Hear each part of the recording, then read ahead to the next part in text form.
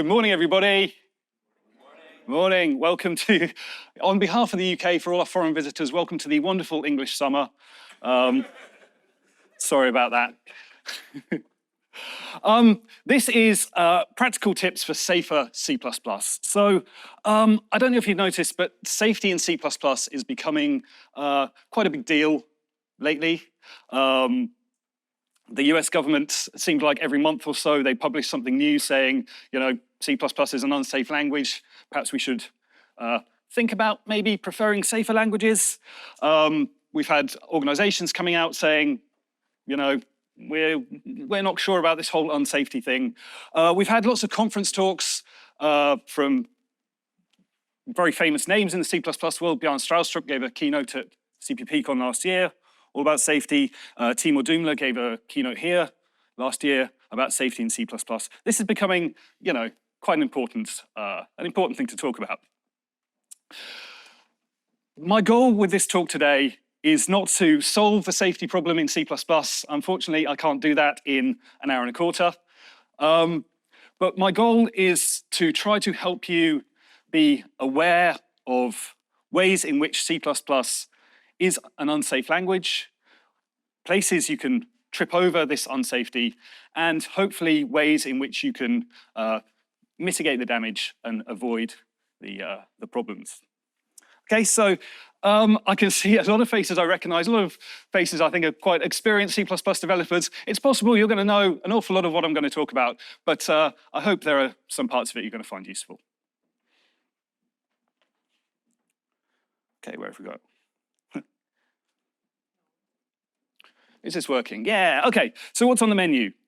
Well, first of all, whenever you're talking about safety, and most people who give any sort of safety talks, we have to start with a definition. What do I mean by safety? And I'm going to go on to talk about numeric safety, bound safety, memory safety. I'm going to talk about the importance of testing. And then, all being well, we'll have a little bit of time at the end for questions. I have to say, I cut this talk probably in half, and I'm still not sure I'm going to be able to squeeze it into the time. So fingers crossed we'll have time for questions, but I can't promise it. I will try not to delay your lunch. So, okay, what is safety? What do I mean by safety for the purposes of this talk?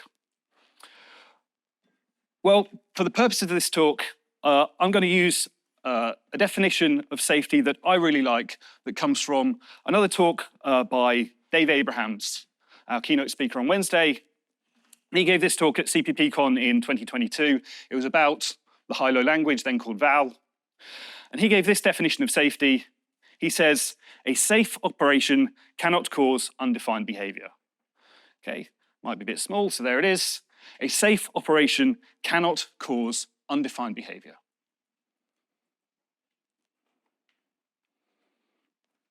And I really like this definition of safety because undefined behavior is, what's the exact quote? Behavior for which the standard imposes no requirements, right? Anything can happen. We cannot reason about the state of our programs in the presence of undefined behavior. The state of our program is unknown, it's unknowable, right? And it's actually worse than that because we don't even have to get to the point at which undefined behavior would occur. Compilers, optimizers are really smart. They will optimize around this idea that undefined behavior can never happen. And so if you have a program that contains undefined behavior, you can get weird, crazy things happening even before you ever get to the line in your source that has the UB, right? People say that undefined behavior travels back in time. And this is a favorite thing to do with people in lightning talks, right? You know, they'll go and they'll have some code with some UB and it will do something absolutely crazy and you're left scratching your head going, this is mad. So if you want to know more about this, there's a really great talk, Fedor Pikus at cppcon last year. He has undefined behavior, what every programmer should know and fear.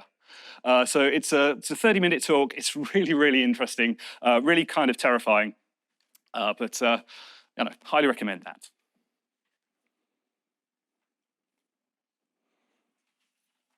So a safe operation cannot cause undefined behavior.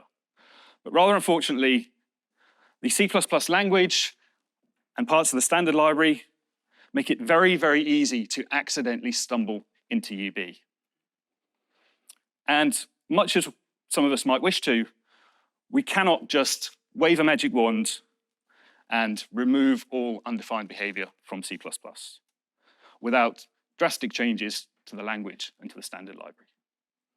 So some of you might know Sean Baxter is an absolute wizard. He has his own C++ compiler that he's written. He's written a borrow checker for C++, a safe C++ dialect, but he's had to, and he's given some talks about this, he's had to make some pretty dramatic changes to the C++ object model, to the way references work, those sorts of things, in order to enable his borrow checker. So we can't just make C++ a safe language, but we can take steps to make using C++ safer. And that's what this talk is about today. So before we really launch into it, a couple of disclaimers. So disclaimer number one, first of all, I'm not an expert in safety or security, right? This talk is based on personal experience. So my experience of having used C++ for many years, my experience of writing libraries in C++, my experience of teaching particularly newcomers to C++ and seeing where they trip up. This talk is far from comprehensive. So I mentioned that there's an awful lot I just simply didn't have time to include. So if I don't include your favorite undefined behavior, it's not because I don't think it's important, it's just Phil would only give me a certain length of slot. But hopefully you find the talk interesting. Disclaimer number two, some of you might know if you came to my talk last year or if you came to my talk yesterday, I'm the author of a library called Flux, which is primarily based around doing iteration, sort of like standard ranges. But among other things, it aims to make coding in C++ less prone to undefined behavior. Now, this wasn't intended to be a talk about Flux, right? I did that last year, I did that again yesterday.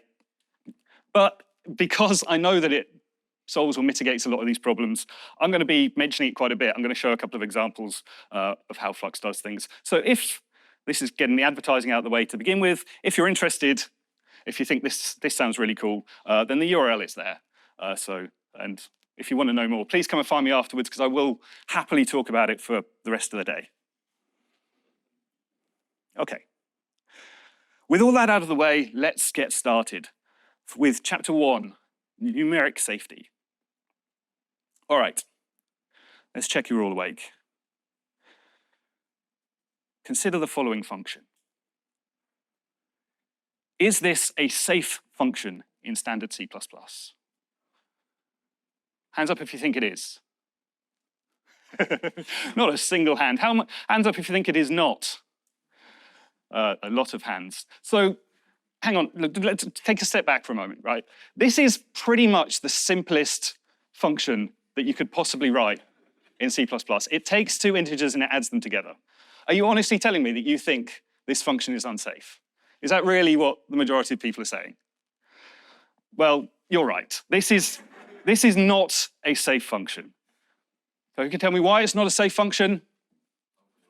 Overflow, signed integer overflow, is undefined behavior in C++. So for example, if we were to call add with int max, and we were to add 1 to that, we're going to overflow what an int can hold, and this is undefined behavior.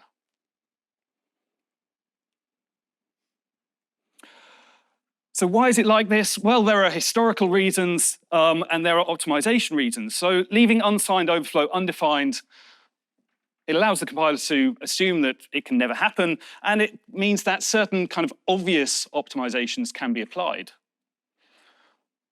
So for example, 3 plus x minus 3, we look at this and just look at maths and go, well, if you're adding 3 to something and then subtracting 3, you must get what you started with. Well, it turns out that this is one of these optimizations that requires a bit of leeway in terms of integer semantics. You're thinking wrapping would be all right, and it would in this case. Pure maths. Yeah.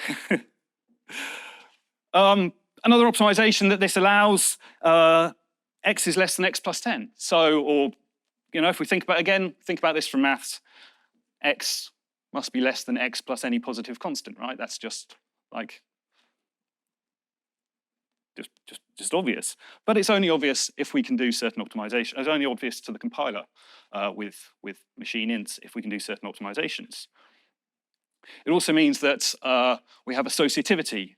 So adding x plus y and then adding z is the same as taking x, or adding x, y plus z first, and then adding that to x.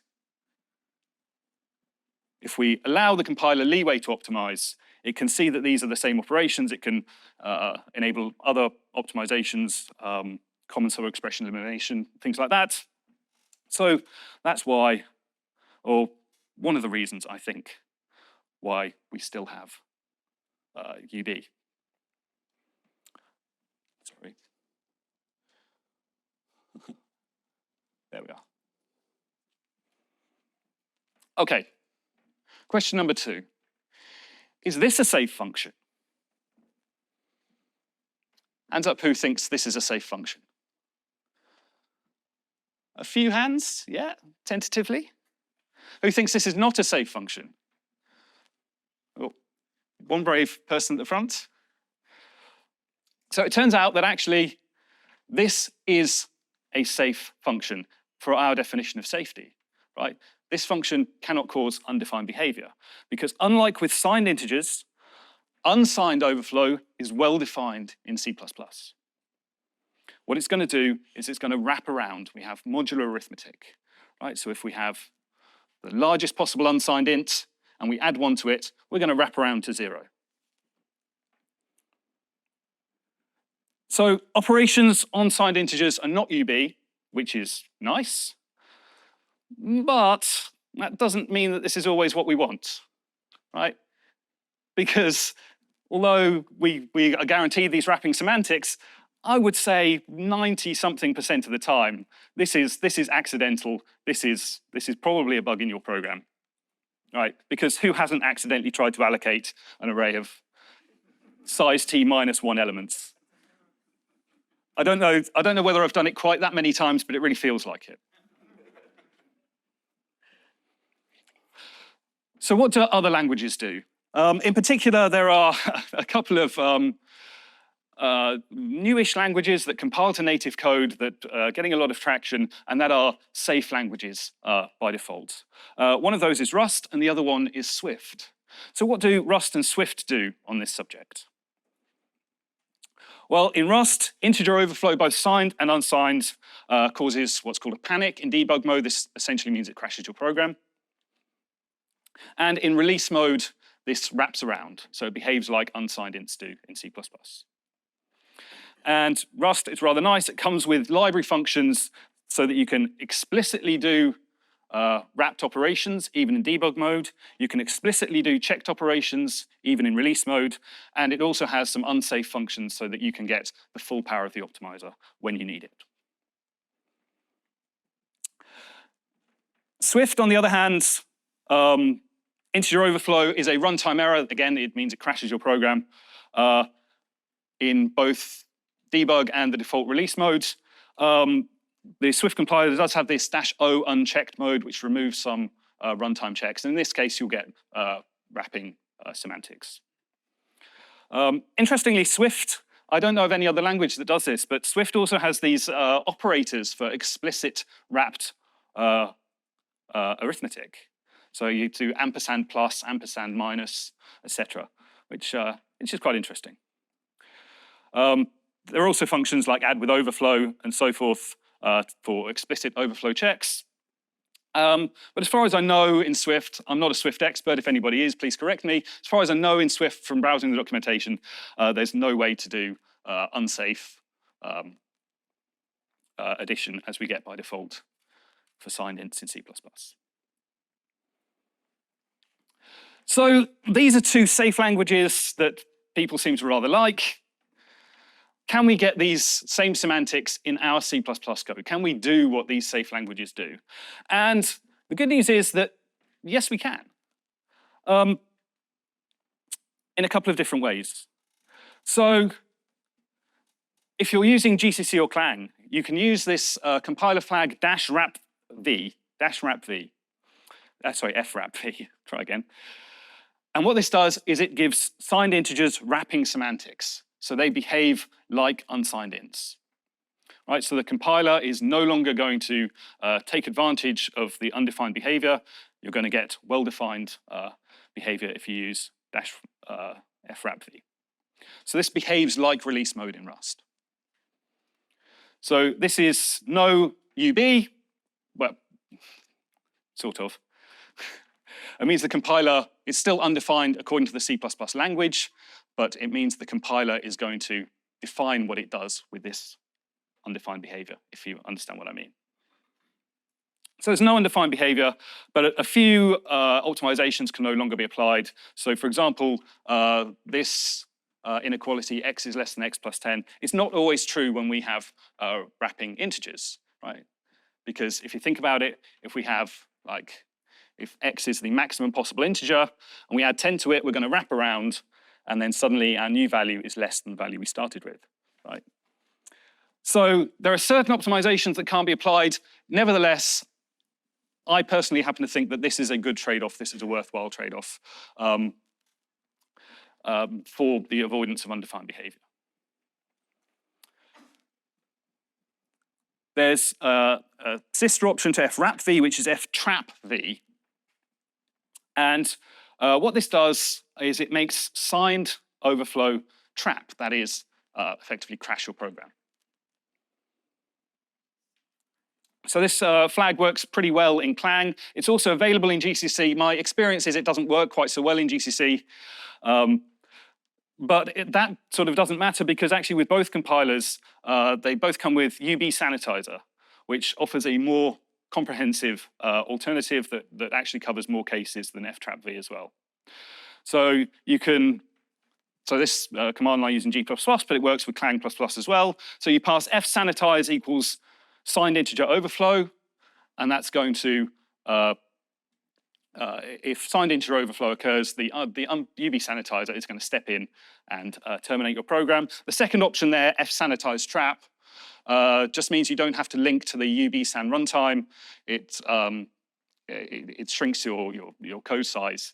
It just inserts an illegal operation, so the operating system is going to terminate your program there and then. What's nice about this approach of using UBSAN is that there's another option that we can also use, which is fsanitize equals unsigned integer overflow. Now, as I mentioned, unsigned integer overflow is not a safety problem in our definition of safety. It's well defined. However, it is usually a mistake. Rust and Swift do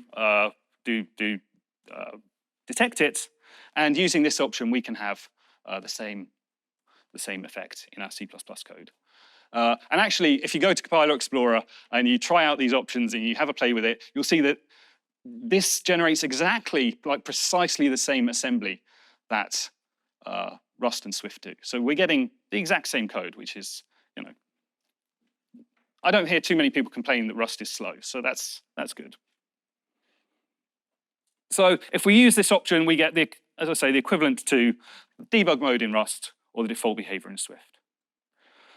And unlike most sanitizer options, so most sanitizer options, you shouldn't use them in production. In fact, using certain sanitizers can introduce other safety problems. But as far as I know, these are actually fine to use in production code if you want to.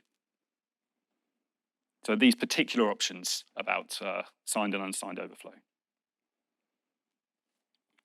So this checked arithmetic, this trapping, it does inhibit certain optimizations as well. In fact, it inhibits more optimizations than the wrapping does. There's a rather scary blog post from Daniel Lemire where he does some measurements about this. In particular, the reason for this is that checked arithmetic tends to prevent auto-vectorization, right? And that's generally because, like, SIMD units, they just don't have hardware to detect overflow. They wrap. So if you want the checked arithmetic, it's a trade-off. You probably are not going to get auto-vectorization. So in tight inner loops, we might prefer wrapping semantics or even going the whole hog and using the unsafe defaults.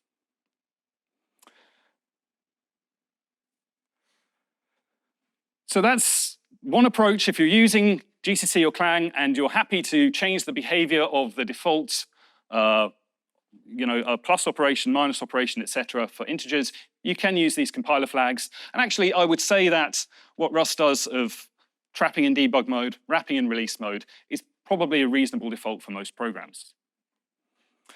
But if you're not using one of those compilers, or if you don't want to use these flags, if you want to retain the ability to use the unsafe operations for particularly tight inner loops when you have to, there are other ways in which you can have safe integer semantics, and that's by using libraries which are specially designed to remove or to avoid this undefined behavior. So there are a couple of them listed on the screen there. So safeint is one from, oh, sorry, hi. Those on and off with fragments in the middle of the file? I don't know, but I don't think so. You'd have to, yeah, I don't know, I'm afraid.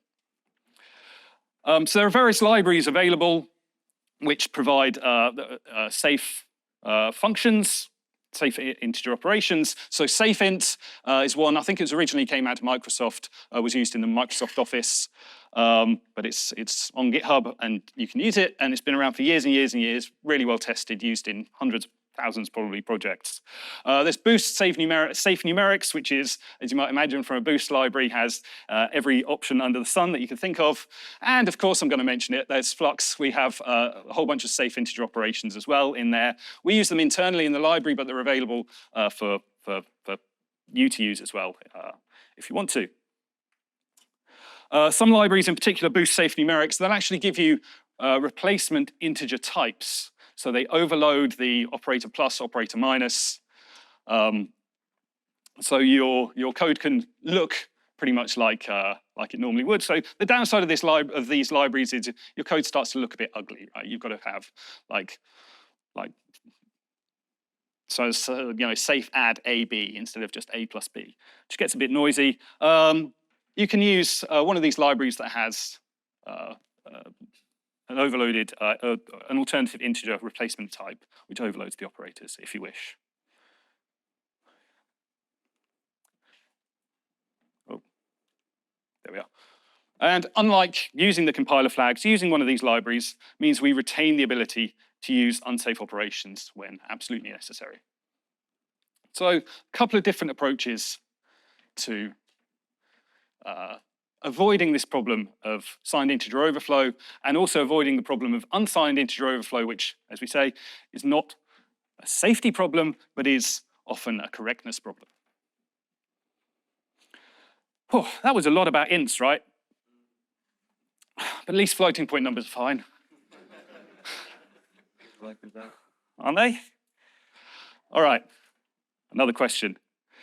Is this a safe function?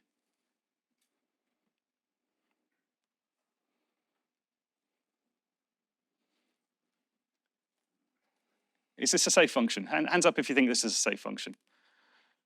All right, everybody's looking at this going, well, he's put it on the screen, so it can't be. All right, maybe I'll flip it around. Can anybody tell me what the problem is with this function? Nans, yes, very good. So the IEEE 754, which is the standard that defines how floating point numbers work, nans, which is not a number, it's things you get when you do illegal operations like zero, or not illegal, but operations like 0 divided by 0, infinity divided by infinity, things like that.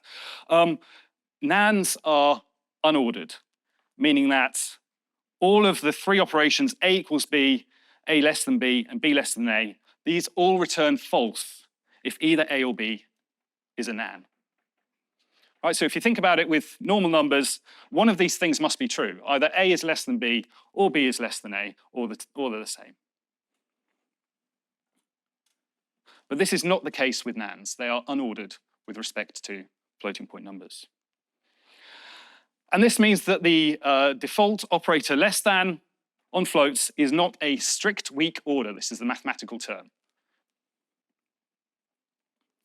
And this actually means that it's undefined behavior to call standard sort on an array containing nans if we use the default comparator, right? And people might be thinking, well, that's kind of a theoretical concern. What's the worst that can happen? So here's a nice little bug report from GCC, from libstandard C++, where this actually caused memory corruption in someone's program. So this can actually be a problem in the real world. Fortunately for us, there's something we can do about it.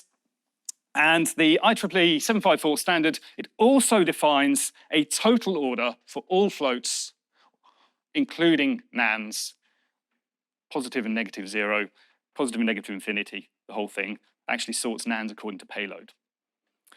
And in C++20, there is this function standard strong order, which can apply the IEEE total order to your floats. Right, so this is going to return an instance of standard strong ordering, and then we have to ask whether this is a less than. So this is all to do with like the spaceship stuff that came in. That's not on the bingo, is it? No, anyway. But this is really good because it means that we can avoid this problem with nans being undefined behavior. And there's a pretty simple way to do it. We can define a function sort floats. I use the term float, by the way. I don't literally just mean the term, the type float. I mean floating point types. So float, double, long double. So we can have a function like sort floats. And what we're doing is we're passing a custom comparator into standard sort. And what that is doing is using this standard strong order function.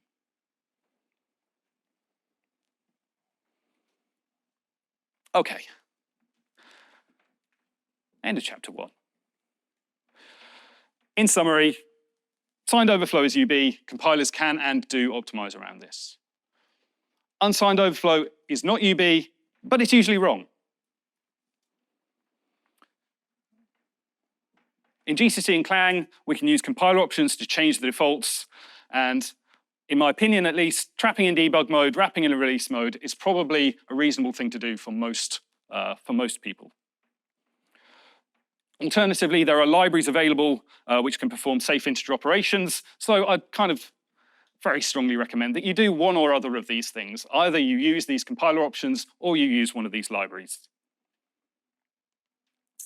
And finally, floating point data containing nans can cause UB if you use the default comparator for standard library functions which require a strict weak order. But this new C++ facility of standard strong order means we can avoid these problems as well. OK. Time for a sip of water.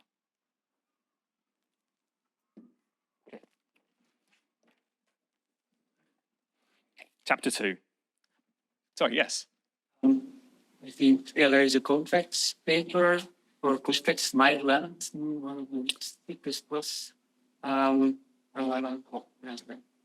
buildings here talking to help here and make it compile independent, some of the stuff. So the question is, will the contracts proposal help with this? As far as I'm aware, it doesn't, but I'm not an expert on the contracts proposal, so I don't want to give you a definite yes or no. I can see people shaking their heads in the front row, people who are far smarter than me. So let's go with no. All right, bound safety, our next fun little adventure. I'm sure everybody already knows this. In C++, array, unlike most other languages, pretty much every other language you can think of, array access is unchecked, right? There is no bounds checking by default for our native built-in array type. So if you do something like this, stack array, and you ask it with 3 elements, and you ask it for element number 100,000, the compiler is going to dutifully transform this into an expression where we take the address of the start of the array, we offset it by 100,000 places, and then we dereference that pointer, right? And needless to say, this is going to be undefined behavior. So this is the case for built-in arrays, And very sadly, and I think this is one of the worst mistakes C++ has made, this is also true for the default square brackets operator on most standard library types. Standard array, standard vector, span, string, string view, etc. They are unchecked. And this is bad. Don't believe me, believe some experts who compile lists of the worst security problems in software. Number 2 and 3 on this list. This is the most recent list I could find, 2023. Actually, in previous years, it was numbers 1 and 2. So maybe things are getting better, but it's still pretty bad. This is a real problem in real code, right? The good news is that most of the standard library containers, they provide a bounds checked at function. You can call vec.at with your index, and this is bounds checked. So we'll throw an exception if the requested index is out of bounds. So just use it, right? It will solve your problems. Well, not all of them, but it will help. So use at, but a lot of people are very reluctant to. I don't know whether this is just because it looks ugly. I don't know whether this is because they're worried about performance. I don't know whether this is because they don't like exceptions. That last one is genuine, but a lot of people seem quite reluctant to use at. I use it all the time, and I think it's pretty good. But unfortunately, at can't be used everywhere. In particular, standard span doesn't provide an at function before C++ 26. I proposed it back in 2018. It was rejected. Somebody else tried recently, and it's now been accepted. So as of C++ 26, when that happens, we will get an at function for standard span, finally. But this still doesn't help for other types, for standard initializer lists, which you shouldn't be using as a container, but people do. Doesn't help for raw language arrays. Doesn't help for random access views, actually. Right? These have a square brackets operator, but they don't have bounds checking. So one potential workaround for this is that we can write a generic bounds checked free function at, which will work for all random access sized ranges. So it looks a bit intimidating. I'm not going to go through all of it, but I'll put the slides out later, and you can take this and use it and modify it and look at it as you like. This particular version throws an exception if we get a bounds violation, but you could modify this function so that you call standard terminate or whatever else you want to do.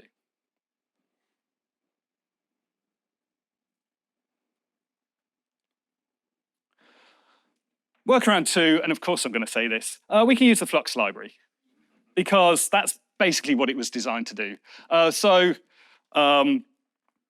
This is how you do it. So we've got this Flux read at, int I is Flux read at, array position 10,000. This is going to be bounds checked. This is going to, depending on how you configure the library, either terminate or throw an exception. And Flux retains the ability to do unchecked operations if you need it. But in Flux, this has got a really nasty, long, horrible, ugly name. This is really deliberate. It's because so that it sticks out like a sore thumb in your source code. It is really obvious when you are doing an unchecked operation.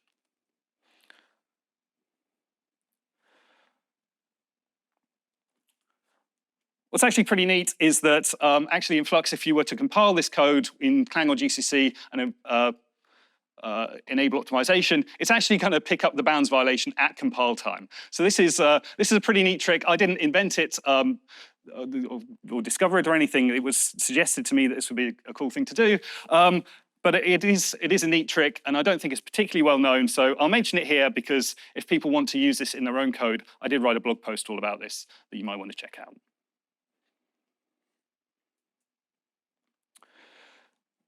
An even better alternative, though, to using bounds-checked interfaces is to use looping constructs that don't expose indices iterators to the user, right?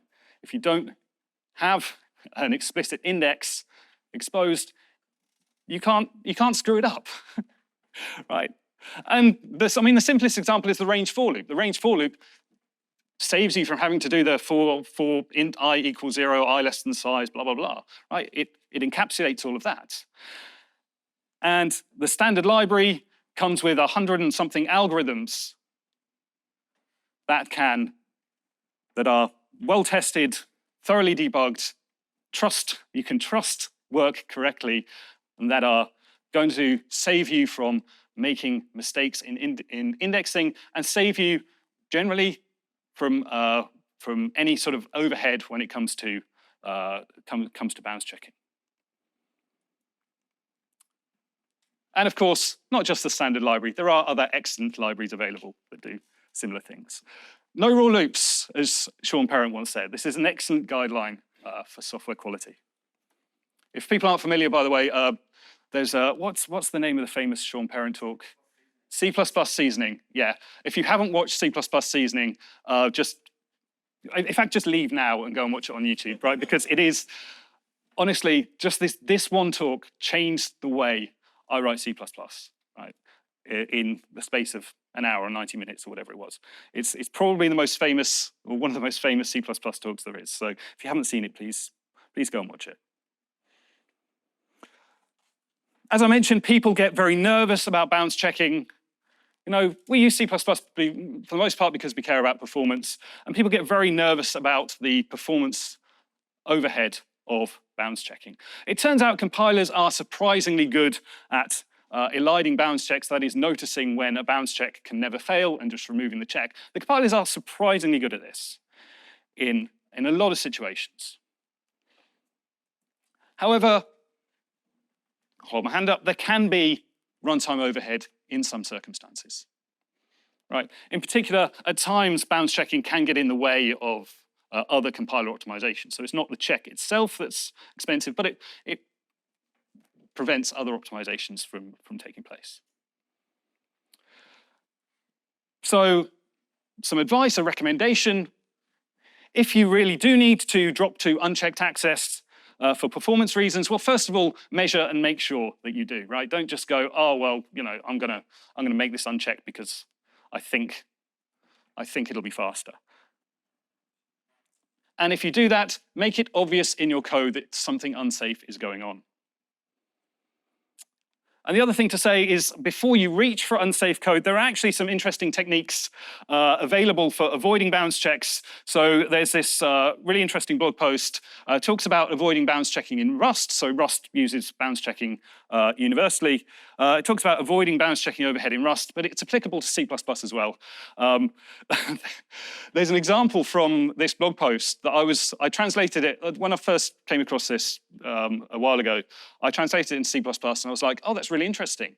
It removes, you know, if I use this technique, that particular technique was copying something locally to a span, a vector, then you know, the compiler has more information and it can avoid the bounds checking overhead. I thought that's really neat. I'll include that in the talk.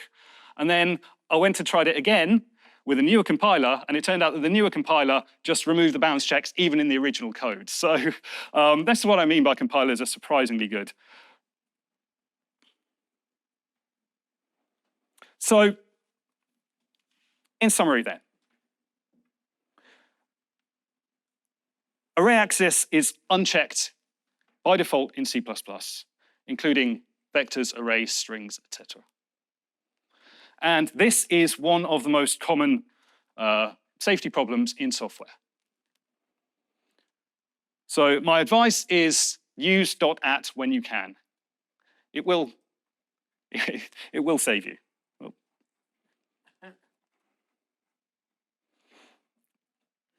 For other types, you can write a generic bounds checking function that you can use pretty much everywhere, or you can use a library that already provides this for you. But what is even better, and what I recommend even more, is to use well-tested generic algorithms that don't risk bounds violations. And finally, if bounds checking really does add unacceptable overhead to your program and you want to avoid it, try to make the use of unchecked indexing obvious in your code. So the next person who looks at it can go, this is something I really have to think carefully about. Okay. We're doing pretty well for time. We might actually get to have lunch on time.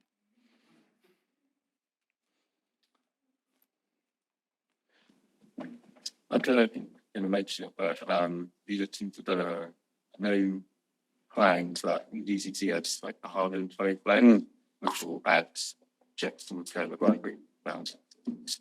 Yes. Yeah. So both GCC and Clang, I think there are options for MSVC as well, although I'm less knowledgeable about that. There are actually compiler flags that you can provide, which will there's Fortify Source, I think, is one of them, which will add checks around raw language arrays. There are hardened modes for the standard library, which will add checking to the default square brackets operator. I tend to, personally, I prefer having the option of allowing unchecked access when I absolutely need it. But as Dave points out, you can look at these compiler options as well.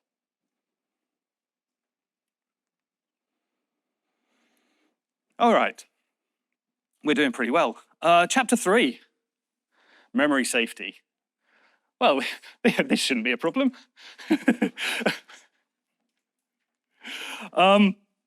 Right, to state the obvious, C++ is not a memory safe language.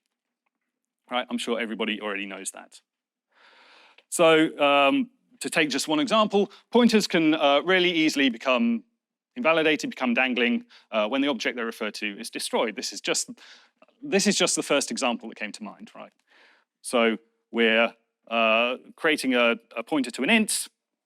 Then in an inner scope, we're assigning the address of a variable I to this pointer. When we leave the inner scope, the variable I is destroyed. And so PTR is now left pointing to some deleted memory. And when we try to access the reference, that is, access the object at that address, well, there is no object at that address anymore. So this is going to be undefined behavior.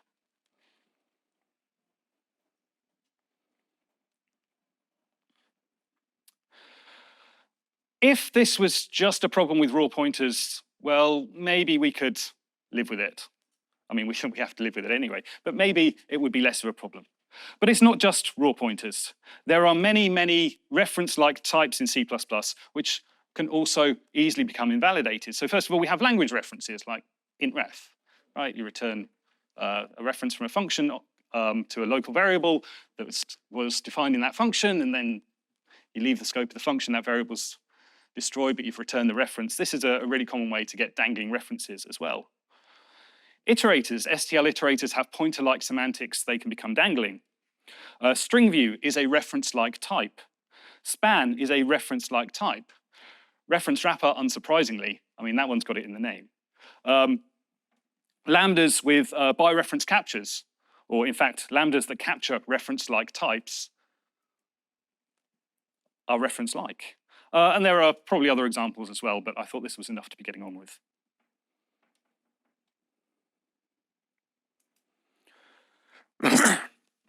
And what makes this particularly bad is that many forms of reference invalidation can be really, really hard to spot unless you know what you're looking for.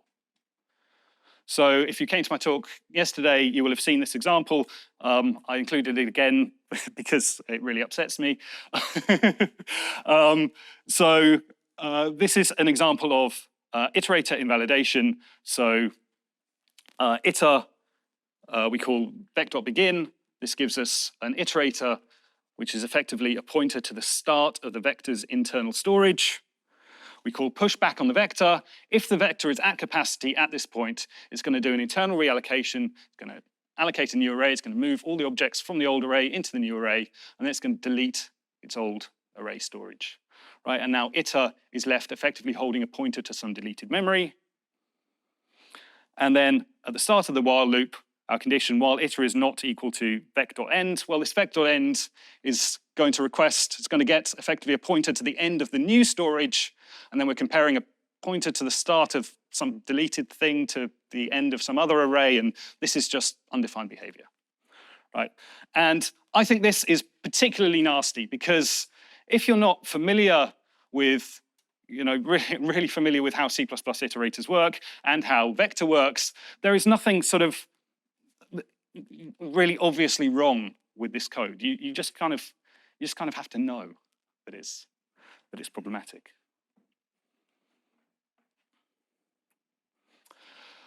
So how do other languages deal with this? Well, a lot of languages deal with this by having a garbage collector, right? Effectively, you have some other process, not operating system process, but some background process that manages the memory for you.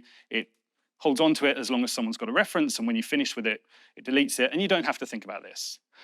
This doesn't come for free, and recently, in particular, Rust and Swift, and as Dave was talking about on Wednesday, Hilo, these are natively compiled non-GC languages which offer memory safety.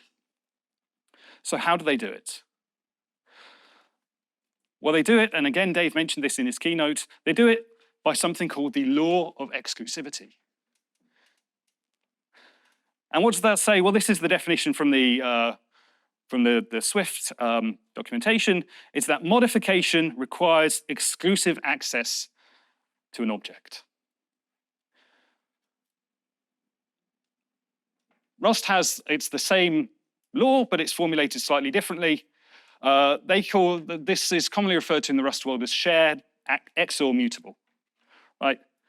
And what they mean is that at any point there can be at most one mutable reference to an object, or any number of const reference being the C++ term, they use the term borrows in Rust, but effectively one mutable reference or any number of const references, but not both at the same time, right?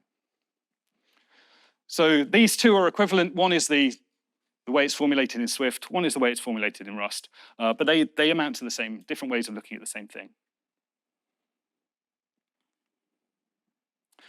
But here's a really interesting thing. If we could obey this same law of exclusivity, whichever way you want to formulate it, if we could obey this same law of exclusivity in C++, we could have memory safety. It's an interesting thing to think about, right? So think about this. At most one mutable reference or n const references, but not both at the same time. Well, let's go back and have a look at the example on the previous slide, now through the lens of this law of exclusivity. Well, if you know that STL iterators are reference-like types, then you can see that taking an iterator into a vector holds a reference to that vector. And calling pushback on the vector performs a modification whilst someone else has a reference to it, that is, without exclusive access to that object. And so now, viewed through our lens of this law of exclusivity, we can kind of understand why this is problematic and why we hit undefined behavior, right? Because we're violating this law of exclusivity. This was quite a revelation when it came to me, right? Like, hang on, we can do this, or can we? Well, in the absence of language and compiler support, strictly adhering to the law of exclusivity in a large-scale, real-world C++ code base is, I said impossible. I was wavering between saying tremendously difficult or impossible. I think, yeah, unfeasible. We effectively have to act as human borrow checkers, and I don't think that we can feasibly do this. But we can do it locally in the small scale, and holding the law of exclusivity in mind while we write code and while we design our APIs can go a long way to making things safer, I believe. And in particular, if we design our APIs in a way in which the forming of references and in particular, forming of long-lived references is explicit. We can make data and lifetime dependencies obvious, and it can make it easier to spot violations of this law in our source code, and thus potential problems. So I'm going to show you a little example that comes from Flux. This is not because I'm trying to say that Flux is the greatest thing ever, although it is, but just because I think it's kind of a neat example that maybe you haven't seen before. So you don't really have to know anything about Flux to understand the example, but Flux is a library that allows you to build up pipelines of sequence adapters, much like C++20 ranges. And in Flux, we have these sequence adapters, and they behave like sinks. That is, they take ownership of the data you pass into them. So you pass a sequence into an adapter, and the adapter takes ownership of that passed-in sequence, right? And adapter functions take their arguments asterisk by value. Actually, the truth, if you look in the source code, it's slightly more complicated than this, but they behave semantically as if they take their arguments by value.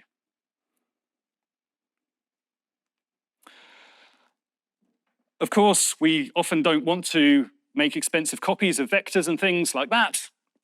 So Flux allows you to operate on references to other sequences as well. But what we do is, in order for an adapter to operate on a reference to a sequence, we need to explicitly create a reference wrapper object. Okay? So there are a couple of functions in Flux to do this. We have a function called fluxref, and what this does is it creates a read-only reference, which refers to some other sequence. This is one of these reference-like objects I was talking about. It's a lot like standard reference wrapper of const s, if you're familiar with that. And we have another function, flux muteref, which creates a mutable reference to some other sequence. So this is like reference wrapper of S, except that it's move only. Move only. Can anyone guess why I made it move only? Sorry? Exclusivity, right. Because we would ideally only ever have one mutable reference at a time. So this, it doesn't prevent it, but it makes it more difficult to accidentally have multiple mutable references live at the same time. Okay, so let's actually have a look at what this looks like in code. So this is a signature of it's just one particular adapter in Flux. It's the zip adapter. What this does is it takes a number of other sequences, and it gives you a new sequence which iterates over the passed-in sequences in lockstep, right? So there's a zip adapter in C++23 views zip, which does the same thing.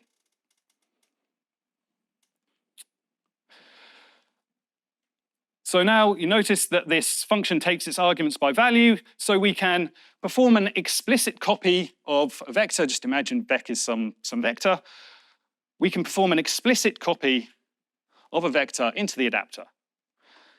And we know in this case there can be no data or lifetime dependency because we have value semantics in C++. This is independent of the original vector. We can perform an explicit move. Right, so we're saying we're transferring ownership into the adapter object, transferring ownership of the vector into the adapter object with an explicit move. And again, there is no data or lifetime dependency in this case.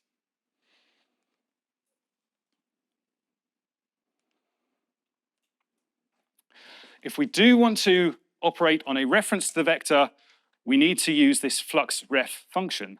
And what this does is when we see it in the source code, it makes it very clear what is going on.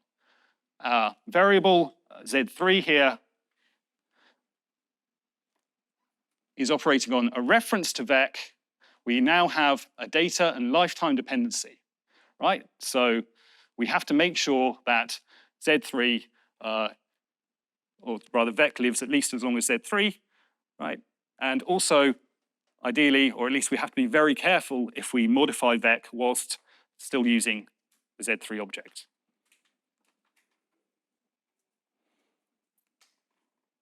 And this works when we have more than one vector as well. So Z4, in this case, would have data and lifetime dependencies on both vec and some other vec.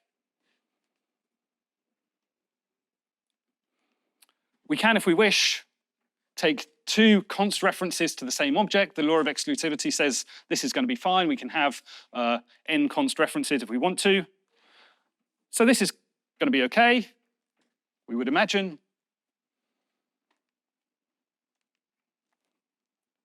But this last case, we can look at this and go, there's something a bit funny going on here. This is suspicious. We have both a mutable reference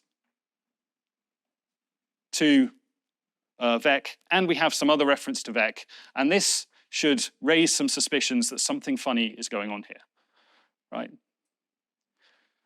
Are we 100% sure that this is correct and that we're doing the right thing? So that's why if you know about standard reference wrapper, I flipped the default from ref and cref. I made ref the nice short one, and I made mute ref longer, so it sticks out more in your source code. Right, so again, I'm not showing you this because I'm trying to sell you and tell you that Flux is the greatest thing ever. I'm trying to, show you one particular technique that you can think about using when you're designing APIs for how you can try and make data and lifetime dependencies more obvious in your source code, more obvious for people reading the code. And if we bear in mind this law of exclusivity, how we can flag suspicious code that we have to check more thoroughly to make sure is correct. So, in summary, C++ is pretty obviously not a memory-safe language. Other safe languages, natively compiled, non-garbage collected safe languages, they use this thing called the law of exclusivity. And in principle, if we were to adhere to this same rule in C++, it would give us memory safety too. However, this is probably impossible in practice without, in large scale, without language and compiler support. However, it's possible to use API designs that can make data and lifetime dependencies more obvious, which can reduce the possibility of mistakes. But there is no silver bullet, right? This helps. It doesn't solve things. It just helps you see things that might be problematic. There is no silver bullet. Maybe Circle is our best bet so far. But there is no magic solution. Be careful out there.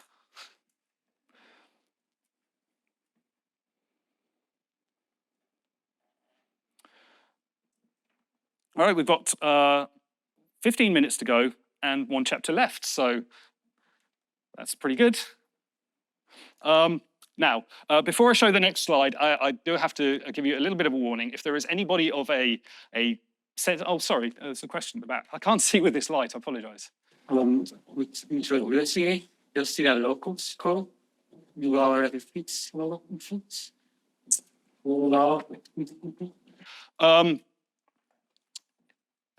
Using this, applying this law of exclusivity in local scopes, yes. Would that help sort out a lot of problems? Yes, but that's not where the problem lies. The problem lies when you have like some reference that's very far away from where it started, and you've got no idea about the lifetime of this thing, and often whoever's looking after this object has no idea that someone else over here has a reference to it, right? And this is why I say in large-scale real-world code bases, it's probably, without language or compiler support, very, very difficult to solve in the large scale. So Rust has the borrow checker, which sorts things like this out, but it requires lots of, in some cases, really complicated lifetime annotations and things like that. Swift and Hilo sort this out by just not having any user-defined references at all, which is another thing entirely. All right, so where was I? Oh, yes, right, testing. Yes, if there is anybody of a sensitive disposition, if you don't like scary images, then just look away, avert your eyes, because this next image might be the most unpleasant thing I've ever put on a slide. This is a still. This is some data taken from the JetBrains C++ developer ecosystem survey, particularly the C++ part of it. And this says, and I've looked at this and I'm like, I cannot possibly be reading this right. But if this is to be believed, some 29% of C++ developers never write unit tests. I find this astonishing, and it's gone up. It was only 26%. Now it's 29. Like, I just, yeah. So, if this survey is to be believed, I'm hoping there's a sample size of like 3. But if surveys are accurate, let's say, surprising number of C++ developers don't write unit tests. Don't be one of them, right? Testing is important in all software domains, right? No matter what you're doing, testing is important. But this is particularly true in a language that gives you so few safety guarantees, like the one we use.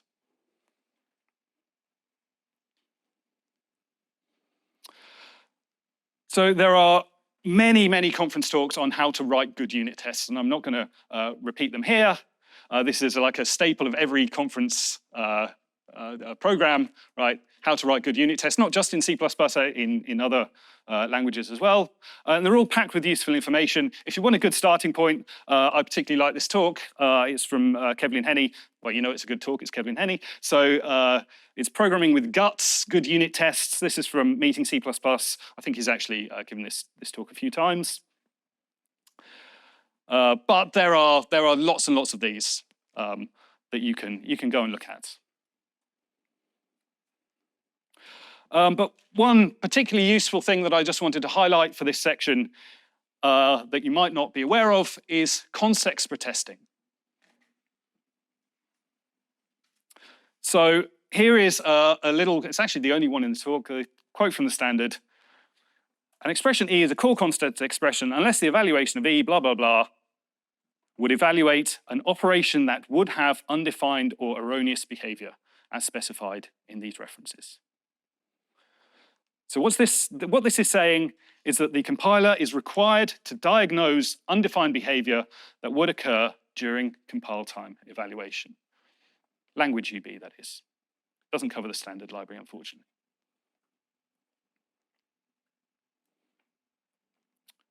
So given a const extra function, that is a function that we can evaluate at compile time, we can write a const extra test, const extra test function, run that const extra test function at compile time via a static assert, make sure that it happens during compilation. And this gives us a free compile time UB check, courtesy of our compiler. We can, at least for a subset of our code, actually check for UB, which is really nice, at compile time. So just to show you a little example of how you can do that, here is our add function from earlier on. And this time I've added the const extra keyword.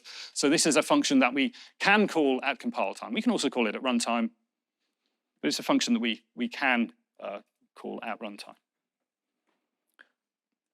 And now I've got this const extra bool function test add. I could have made this const eval actually in C++ 20. And what we do is we do some tests like this. We say, well, let's make sure that adding 3 and 4 gives us 7. And otherwise, we've got some test failure class that we're going to throw. The reason for the throw there is that actually what this does is because Throwing in a const expr function, well, first of all, it wasn't allowed.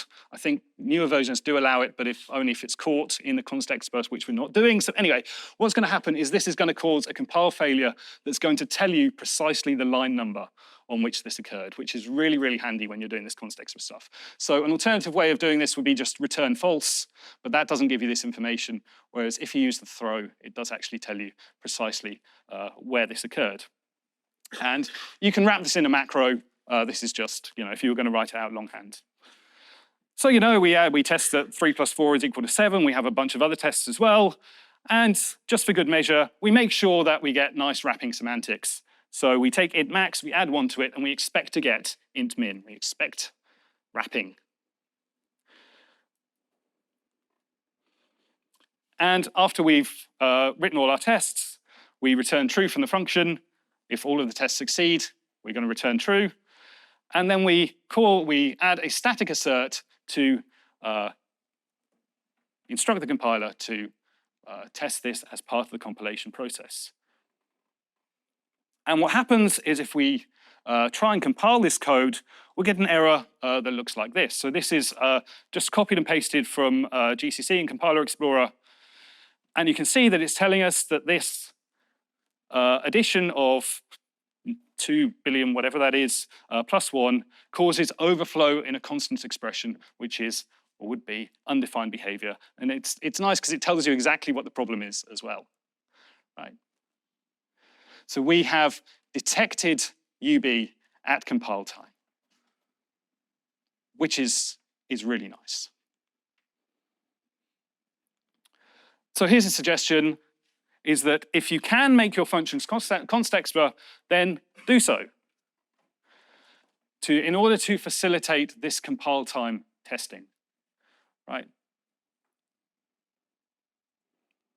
And if you're worried about compile times because, doing all these things with every compilation, well, you can wrap your tests in an if-def, and you can, have a particular build flag that enables the const expr tests. My feeling is that const expr tests are possibly our best defense against undefined behavior. I know of no other way to. There are static analyzers, but they have limitations. This is the compiler telling you, I think this is UB, right?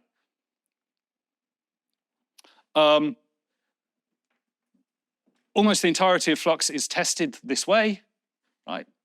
I do runtime tests as well, but primarily with compile time tests. Flux is not the only library. There are other libraries on modern C++ libraries that do all of their testing this way as well. The next best defense against UB, in my opinion, is the use of sanitizers.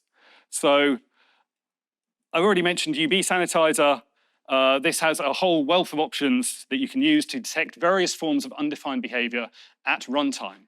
So this effectively instruments your binary, and if undefined behavior would occur, then it's going to bail out and give you an error message and tell you what happened. It can't detect all UB, but it can be a great help. There's UB sanitizer, there's address sanitizer, which detects certain memory errors, use after free, buffer overflow, things like that. Memory sanitizer, thread sanitizer, which is actually quite remarkable about how it can detect data races. These are, so all three compilers have various sanitizers available. I think Clang has the most, and then GCC has quite a few as well. And someone can remind me, MSVC, it comes with, it doesn't have UB-san, but it has address sanitizer and thread sanitizer. Okay. MSVC has a couple as well. So run your tests regularly with sanitizers in both debug and release configurations and fix the problems that they report. And if possible, compile your code regularly with more than one of the major compilers, right? If you're working on Linux, try compiling your code base with both GCC and with Clang. If you're working on Windows, try compiling your code base with both MSVC and with GCC or with Clang on Windows, right? Because different compilers have different warnings, they have different checks, they will find problems that the others don't. And it goes without saying, enable all of the warnings that you can without false positives. Warnings are your compiler trying to help you, right? And just finally, and I really absolutely cannot stress this enough, these approaches, whether it's the context for testing, whether it's the sanitizers, they can only find problems in the code that they execute. Meaning that thorough, good unit tests are essential. So don't be one of the 29%.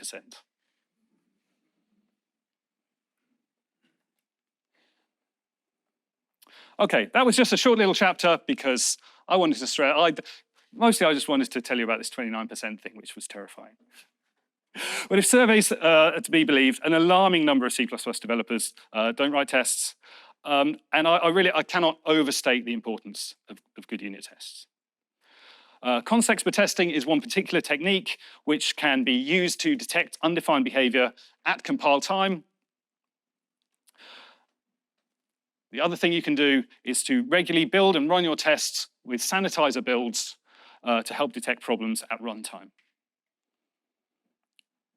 And if you can, building your software, even if you only plan to ever deploy with MSVC, if you try building with GCC, you're probably going to find new warnings that you didn't know about. It will improve the quality of your code.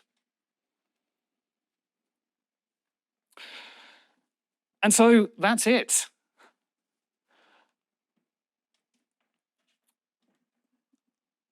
To summarize the summaries, the absence of undefined behavior is a prerequisite for any discussion of safety, right?